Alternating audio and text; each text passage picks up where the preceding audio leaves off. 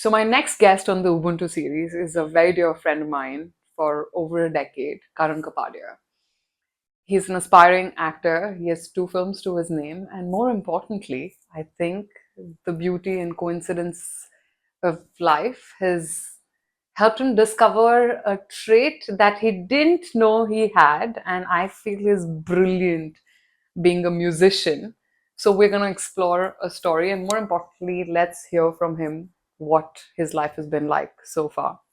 Hi, Karan. That was one of the nicest intros I've ever gotten. But no, thank you so much for setting this up and having this conversation. It's been long overdue. I know, and I think more importantly than anything, we speak so much about resilience, and I think your story is by far screams most importantly the amount of resilience you've exercised each day, every day, and knowing you personally, more importantly. Um, Tell us a little about your formative years.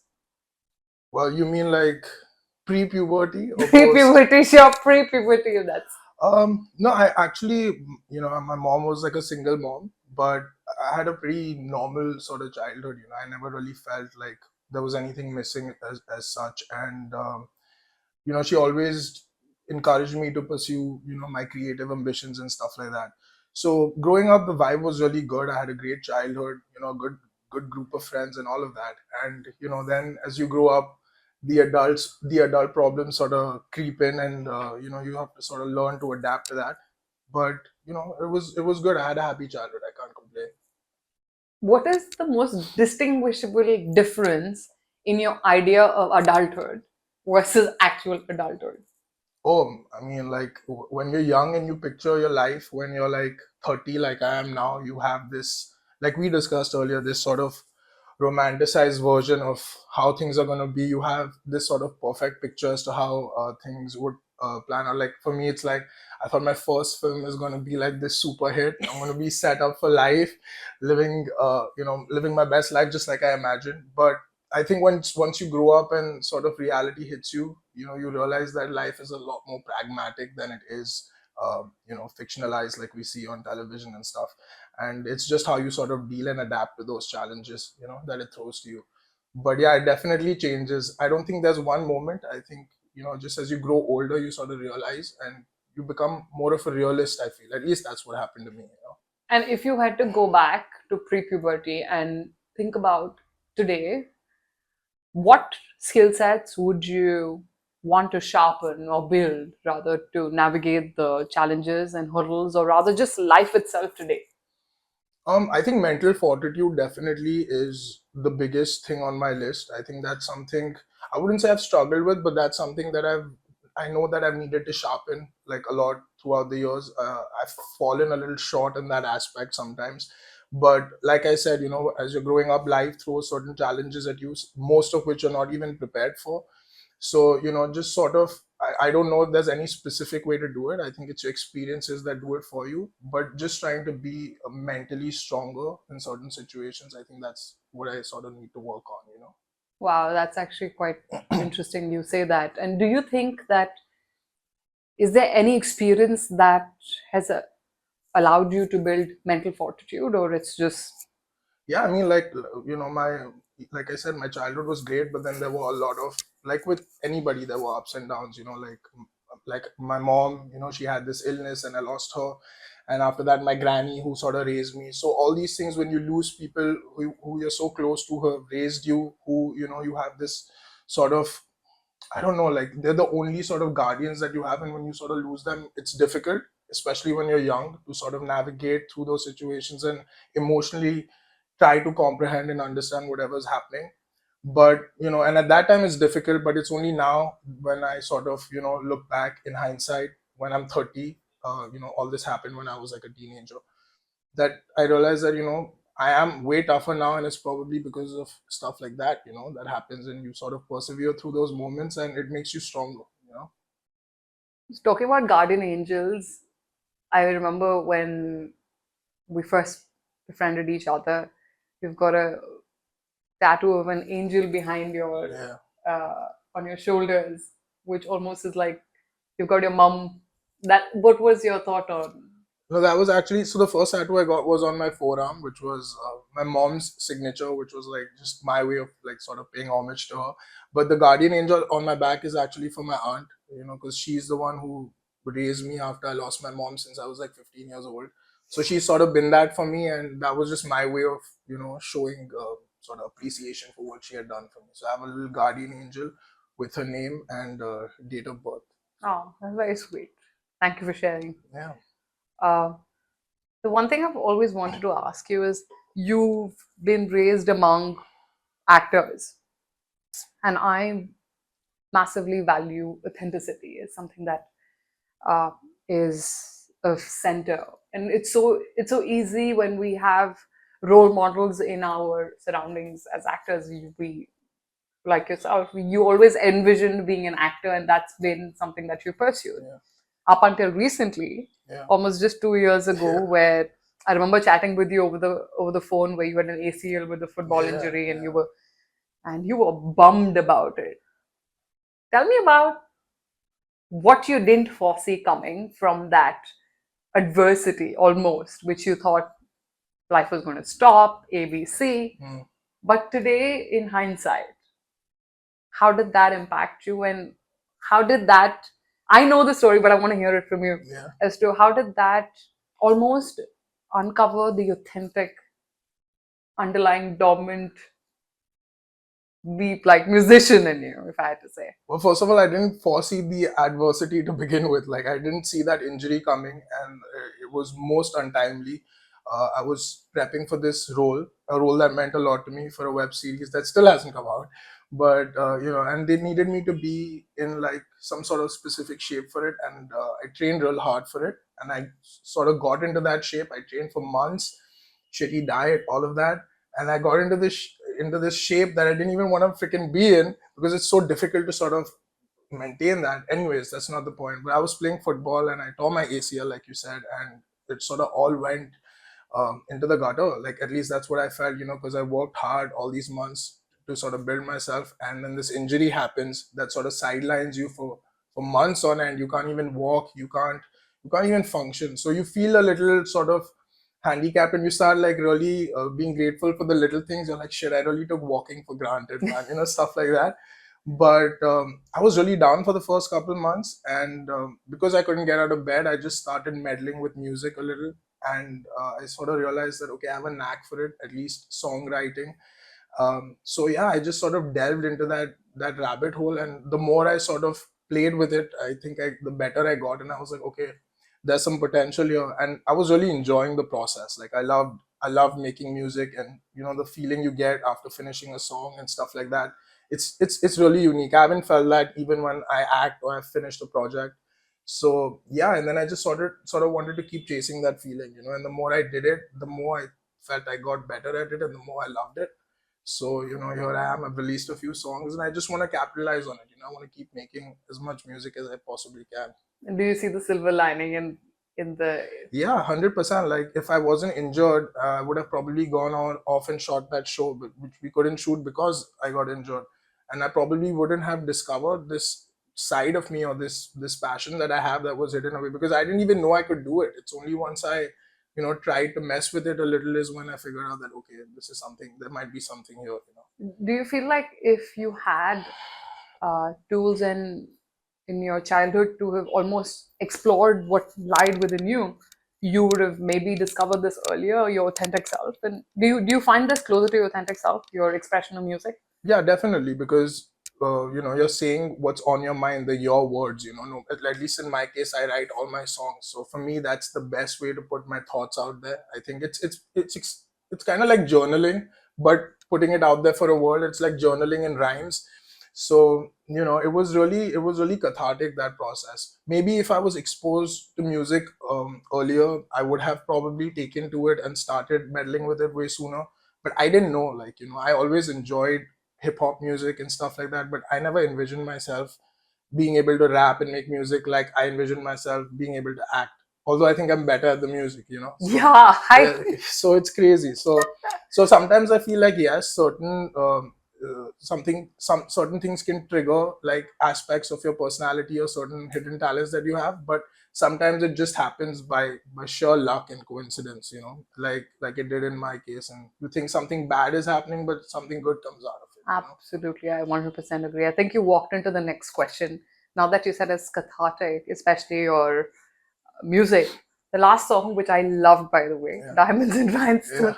Yeah. Tell me, why did you write it? Because first, give us a couple of lines, and then probably what was that personal experience that has led you to write that? I guess just like everything that I write is based off of my personal relationships, my life, my experiences, not necessarily what's happening in my life right now, but even past experiences. So yeah, even Diamonds and Nine Stones is the same, just some experiences I've had with certain people. But you also have to keep in mind that when you're writing a song, not each and every lyric is, it's not like each and every, Verbatim. yeah, it's not like every lyric has happened in real life. Sometimes Sure. you have to sort of paint this picture for the people listening. But yeah, like one of my favorite, like my first lines in the song is, I think, like, all is fair in love and war, it's fight or flight and you chose to soar. So that's one of my favorite lines that I've written out of the songs that I've written recently.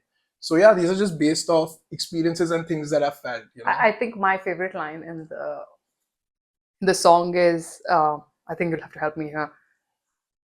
No diamonds or rhinestones will get you until you find yourself. Or Yeah, it's all those basically you can buy all these things. The point is, like, you can buy all these things and it can make you happy, What are for the the time lines? being. Yes, you can buy these diamonds and rhinestones and it can make you happy for some time, girl. But you need to realize, I need to be in the rhythm to sort of Please, let's do the rhythm. Let's do the rhythm. without the beat. You can buy these diamonds and rhinestones and it can make you happy for some time, girl. But mind you, these things will never last if you don't find you. Some piece I reconcile, but you rewind to. Amen. If you don't find you, It boy. sounds awful without the beat, but No, but it's a banger. 101% banger beyond. Also because our program Selfie is so what we run in schools, is all about finding you, self-awareness, about just. And when I heard this song, I'm like, I think there should be an anthem for Selfie. Like, you, if you don't find you, there's nothing beyond finding And I you. think there are people who can relate to that, right? Not verbatim like you said, but we've all sort of maybe been in relationships, guys and girls, with partners who are sort of Want not more. chasing the true sense of romance. They have different agendas, or there are different things that sort of make them happy. So I think people can relate to it as well. Yeah, I 100%. In fact, I was sitting with one of my clients, 16-year-old, really smart client who wants to be an astrophysicist, quantum physicist. And I remember telling him this, that uh, at the gates of the Temple of Knowledge in Greece, they could have written anything on the planet, right? Anything. The word they chose was know thyself, know yourself. Yeah. And that is the window to everything. So I do believe there lies a treasure within inside that really is hoping to be revealed. Is there a moment in your life or a situation that allowed self-discovery for you, other than the whole ACL? I don't think I can sort of pinpoint a single moment or time. I think it's like I said earlier, I think it's like this amalgamation of experiences, and you sort of pick up little bits of discovery about yourself along the way. At least for me, that's sort of what it was like. It wasn't like sort of everything coming together because of one experience or as a consequence of something happening. I think so many different things happened sporadically while growing up that I think every little thing sort of played a part in me realizing that, oh, okay, maybe, I handled situation A in a certain way, whether it's emotionally or just dealing with the problem in a more tangible sense. Whether if I dealt with it in a certain way, then based on that outcome, I sort of realized that, okay, this sort of works, this doesn't work, the kind of people I like, the kind of people I don't like. And yeah, that sort of changes. Like, I think even the set of friends you keep changes like vastly from when you're a teenager to now when I'm 30. Like, I have my friends. We're still friends. Yeah, but that's what I'm saying. These are people you've known, right, for years already. You don't tend to really, at least in my case, form connections after a certain age. You're set with your people. So I think that's also about self-discovery, right? Just figuring out who you are by growing up through different experiences, and that's what it's sort of been like for me. I'm sure a lot of people would envy the position or the place of birth for you. Is it really that hunky dory? I mean, sure, there are some privileges. Yeah, of course. I am extremely lucky. I have a privileged life, and I don't really have to worry about where my next paycheck is coming from, and that's a privilege I'm extremely grateful for.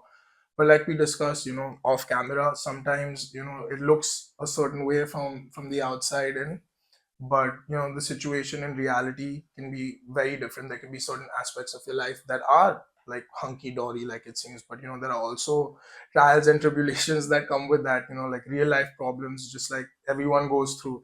So yeah, I wouldn't say it's just always been smooth sailing. Like I said, the stuff that happened with my mom and my granny and stuff like that kind of stuff would affect anybody, right? And it happens to everybody. So I think everyone has their own set of problems. Like that's what I figured out growing up as well. It might not be the same thing, but I think everyone's dealing with some kind of thing, and it's just how you deal with it, and the best you can.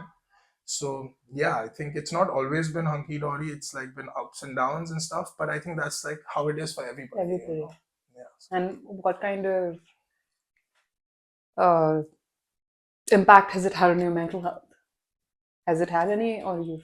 Yeah, I think like I was, or at least I thought I was, like till I was in my early 20s. I thought I'm like really strong mentally and stuff like that. I think also because my first film didn't do too well, that took a knock on my confidence as well. So then I maybe started, second guessing certain things. And I think professionally, towards the latter half of my life, and personally towards the first half of my life, those are things that, mentally affected me the most. Like in my formative years, it was the stuff with my mom and stuff. And dealing with that had its own sort of mental struggles. But I always tell people things get better with time, and it did with me. And when I came out of that, then I was sort of ready to attack my professional life, and that took a sort of setback that I didn't expect. So yeah, that definitely, it plays on your mind. It affects you in different ways, but you just have to keep persevering. Like I said, and so there are good days and bad days, but like I said, it's important to talk to people, and for me, music was really helpful in helping with that. I was able to have an outlet for all these thoughts that I had, and putting them out there. Even if I don't release a song, even if I just pen it down, it helps. So yeah, so good days and bad days, but I think if I would have to advise anyone, is just like find something that sort of helps you have an outlet for those thoughts. Hmm. I mean, you and I do have this in common. We did lose. I lost my father when I was Yeah. 3, and you did lose your mom a couple of years later. And I find this that for me, for a girl, it's always the father that makes you feel like a little girl, Yeah. and for a boy, it's Yeah, the the mother's mom. Yeah. presence, right? I've had to almost like you become a level of independent that you are taking care of yourself Mm, most times. mm, Did you find yourself doing that? But you did have your grandmom and your aunt. yeah. Did you still feel at home like this? Did you still feel at home, or you did find yourself almost like alone and you were navigating things on your own and you had to? No, I actually didn't feel like that.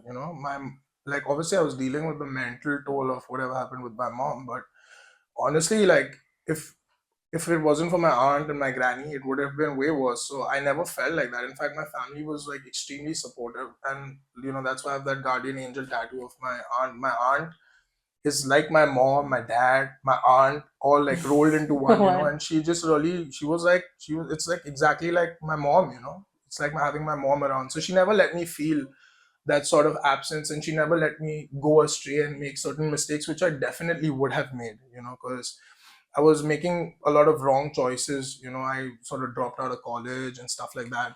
So, because I was like, I want to become an actor. Why am I doing BMM and stuff like that? But they always supported me. I guess I was also just looking for reasons for them to sort of say something, and I could just like explode. But they just never gave me that reason. But it worked out for the best. And I'm so happy that they had that sort of presence of mind and the calmness to deal with the situation and how to handle a 16-year-old kid a boy who's just dealing with all this stuff, hormones all over the place. So no, I didn't feel like I was all alone. My family was great. You know? It is a big blessing. I can easily say that. So I'm super curious all the time because I work a lot with teenagers, and kids today are so concerned about, oh my God, I need to figure out what the next 10 years of my life are going to look like, what I'm interested in, because that determines what university they go to, blah, blah, blah. And there is obviously a contradictory opinion where a lot of people also kind of want to take a year break and they want to explore options and see what naturally they gravitate towards. Because I believe they should at least be about a year of unlearning, because there's like a 16, 17 years of learning that has Yeah, happened. So you want to unlearn all of those and then see what naturally sticks. What's your opinion? Because I do believe that you've dropped out of school, college, I did. and how did that impact your life today? Um, Honestly, like I did drop out. I think it's BMM, so 13th grade. That would be for like Indian students. But I did complete my graduation through like this Correspondence. correspondence through Mumbai University because my granny really wanted me to get a degree. So I did that, but I just did it for her. I don't think it really makes that much of a difference. I mean, if you're chasing a job and your dream is to be at a job that demand, which the credentials demand you to be academically really, gifted and have great scores and stuff, then yeah, of course you have to, work at it accordingly. But I think most people, like you said, they don't take that time to unlearn or sometimes just think about who they are and what they really want to do. It's sometimes it's just like societal pressure, maybe it's what their parents want to do, or it's what they think they want to do and not actually want to do. So I do think it's important to take some time out and really think about what your passion is in life, what you're really ambitious about. And if you can make money doing that, then that's the ideal situation. And then if you're not, then you sort of deal with it accordingly.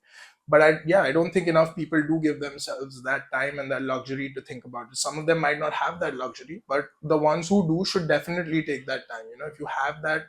If you have that luxury to think about things and really pursue your ambitions, and your family is supportive of it, you should totally do it. My life, like college didn't really affect it that much because I always knew what I wanted to do, and I knew it would be something creative. Acting obviously being at the forefront, but I always had like a penchant for writing. I always enjoyed it and stuff. Not necessarily music, even if it was stories. Like my essay writing and stuff in school was something that was always good and I enjoyed. So I always knew I would do something creative. So with me, it was like honestly realizing it wasn't that I dropped out of college because the education was hard or that I didn't want to do it, or like I got bored of it or something. I just dropped out because I realized, I had this epiphany that okay, I know what I want to do, and instead of wasting my time, valuable time, learning something that I'm not even interested in and probably never going to pursue, I might as well put my efforts and all my heart into something that I actually want to do. So yeah, I dropped out of college. I made some mistakes in my life, and my family is basically like, you have to get a job. So I assisted on a movie because I was like, I get to be on a film set, I get to see actors, and I was an assistant on that film, and that's where I met Behzad, who went on to direct my first film because we became such good friends. So it's crazy how that happened. So if I didn't make that decision, I would have never probably met Behzad. I would have That first film would have never happened, and I would probably still be looking to find a breakthrough into the business, waiting to get a project or something. So you never know how things work out unless you take that plunge and you take that chance. So sometimes I think it is important to take risks and not always like calculated ones. You have to just take that plunge sometimes. Talking about coincidences and how your first film was almost because of assisting Yeah. your first film as well. I'm a big believer that the world's divided into two people. That one, they're the planners, and the second were the flowers. Yeah, I'm definitely a Yes, flower. flower. And Yeah. I think like there is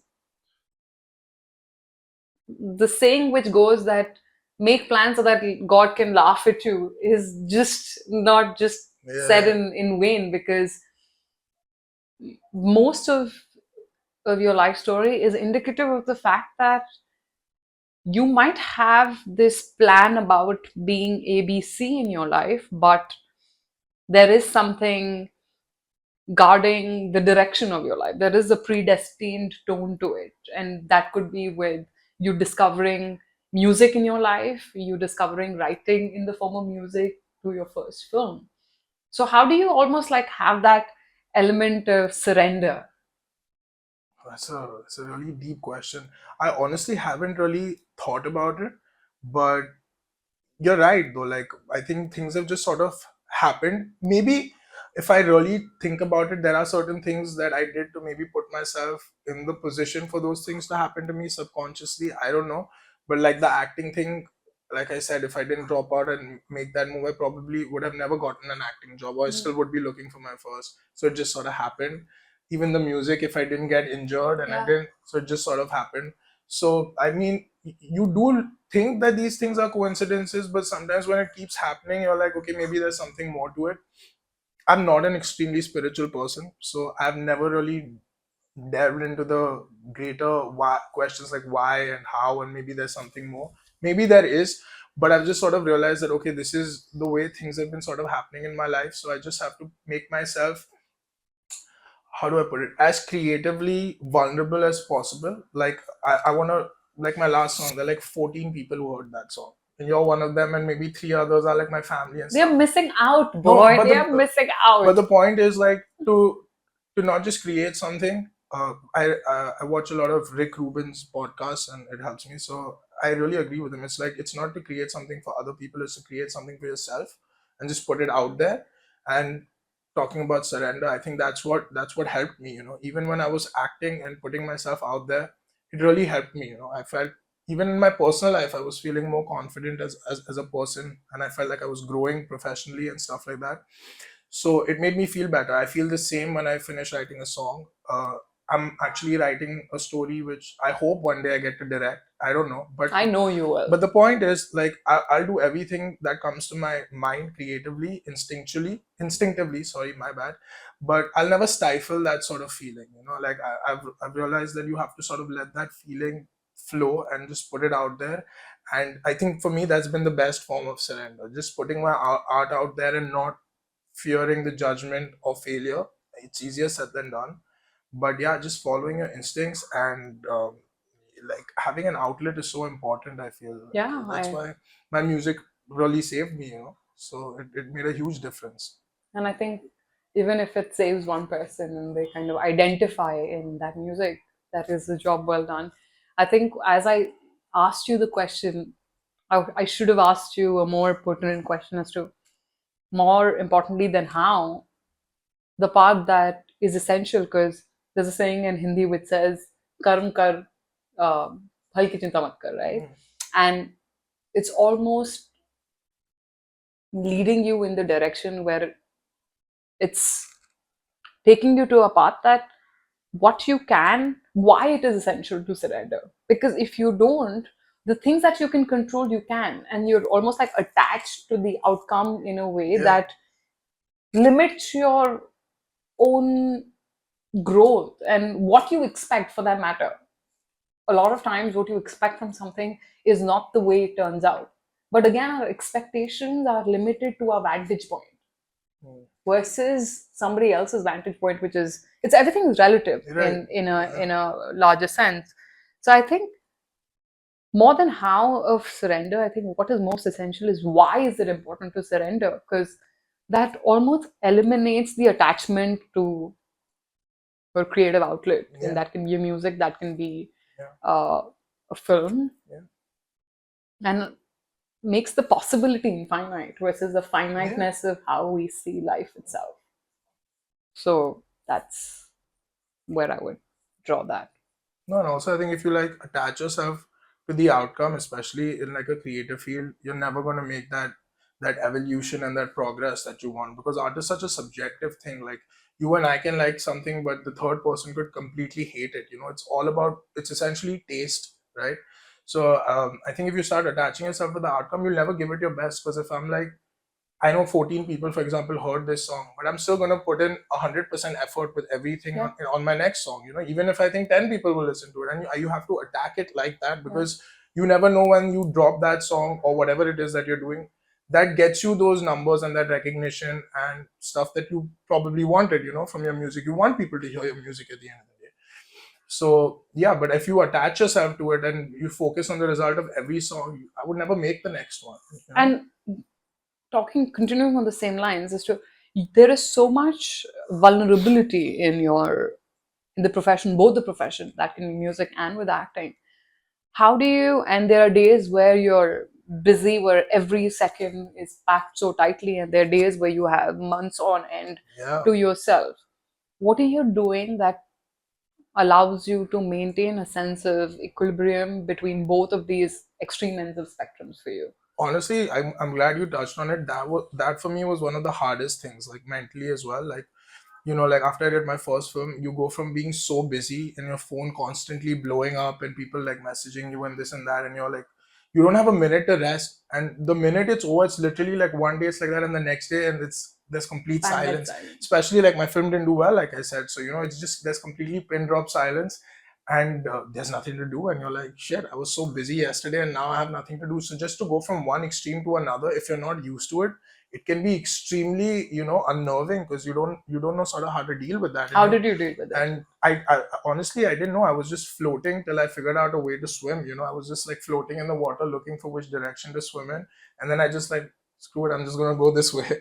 And like I said, I was lucky enough to find my music, but that still took me 2-3 years after my film came. So till then, I think it's just important to keep persevering and keeping at your craft and sort of distracting yourself through productive means, and having a good support system around you, like good friends and people who not just tell you what you want to hear, but tell you the truth and actually help you navigate those situations, which I'm lucky that I had.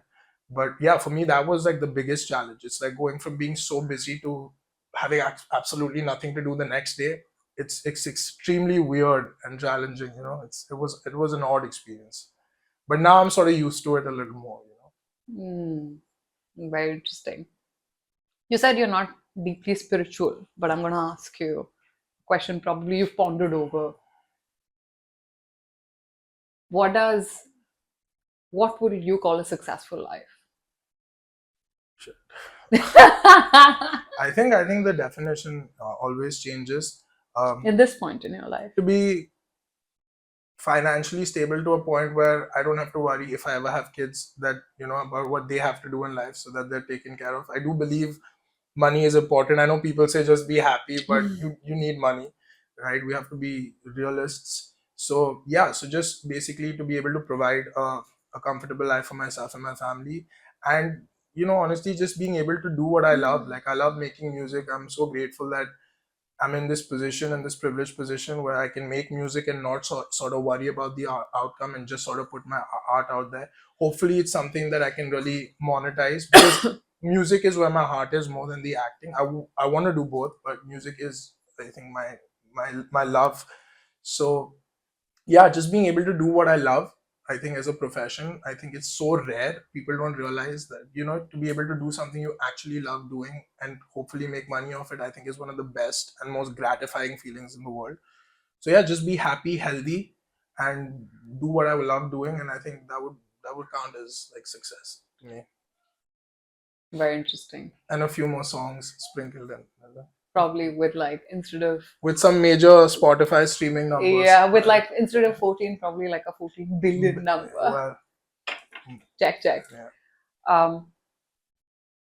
Again, the latest song you released is one of my favorite songs, Diamonds and Rhinestones. The line that I enjoyed most, is "Until You Find You." Why is it important? Why was it important? And like you rightly said, self-discovery is a process that will be until the last breath you will take. Why is it important for today's youth to find themselves?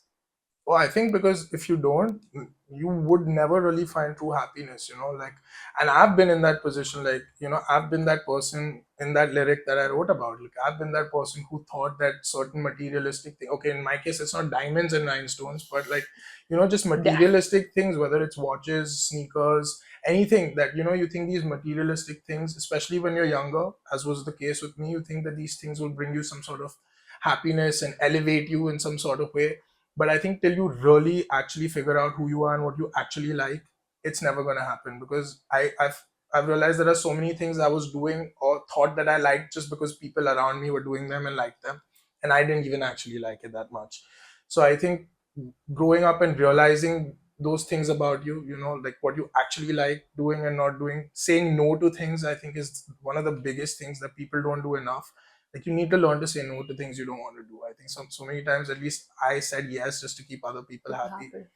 So, those little things make such a huge difference, and it might be hard at the start, but once you start implementing those things in your life, just saying no to people, figuring out, your core group of people who actually care about you, stuff like that, and pursuing things you're ambitious about, that's when you actually, I think, make real progress, and strive towards sort of evolving.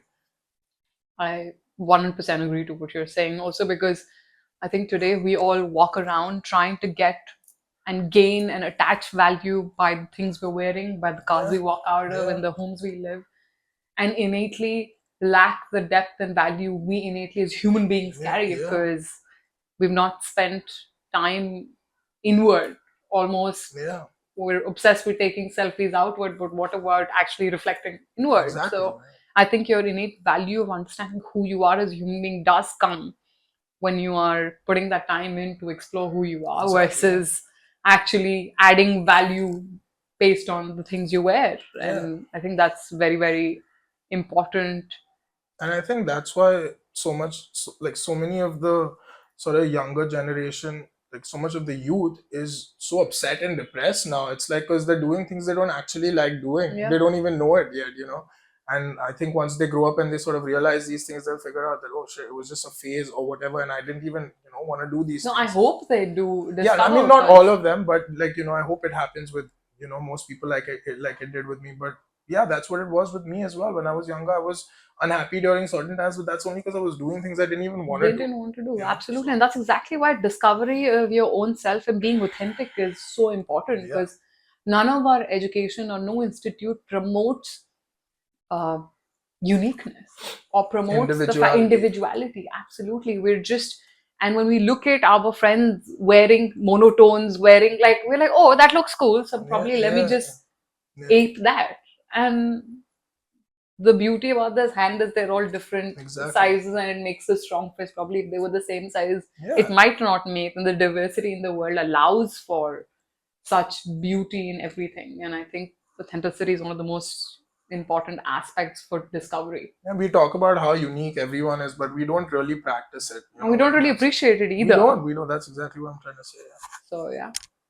Well, this has been absolute phenomenal. I think it was an awesome conversation. It's super conversation, and thank you for sitting down with me and chatting, and more importantly, I think being so open about your struggles and hardships and the highs, which lie ahead of us.